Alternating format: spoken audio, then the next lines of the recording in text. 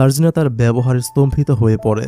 রাতে বাড়িতে ফিরলে সিদ্রা তাকে শপিং এ না যাওয়ার কথা বললে সার্জিনা আরো রেগে যায়। পরে আদিল সার্জিনাকে ফোন করে কোনো দুঃখ প্রকাশ না করে উল্টো নিজের বড় পদের দম্ভ দেখায়। সে বলে, আমি তোমার হবু বোন জামাইয়ের মতো ছোট কাপড়ের ব্যবসা করি না, অনেক দায়িত্বশীল পোস্ট আমার, কাজের চাপে মাথা ঠিক থাকে না, এজন্য আমি তোমার সাথে শপিং আসতে পারিনি। এজন্য রাগ করার কিছু নেই। পরে সার্জিনার ফ্যামিলি আদিলের বাড়িতে আসে তাকে দেখতে, কিন্তু আদিলের সেদিকে মন ছিল না। সে সবার সামনে হঠাৎ উঠে জুবাবের কাছে চলে যায় এবং তাকে ফুল দিয়ে সরাসরি বিয়ের প্রস্তাব দেয়। আসলে আদিল জুবাবকে ভালোবাসেনি, সে জুবাবের অঢেল সম্পত্তির লোভে এই সিদ্ধান্ত নিয়েছে। সে জানতো জুবাবকে বিয়ে করলে সে সফলতার শিখরে পৌঁছে যাবে। এদিকে সার্জিনা আদিলের ব্যবহারে খুব চিন্তিত ছিল যে হঠাৎ করে তাদের রেখে সে চলে গেল কেন। পরদিন একটি ক্যাফেতে তাদের দেখা হয়। সার্জিনা তার অদ্ভুত আচরণের কারণ জানতে চাইলে আদিল সরাসরি বলে দেয়, আমি তোমাকে বিয়ে করতে পারবো না সার্জিনা।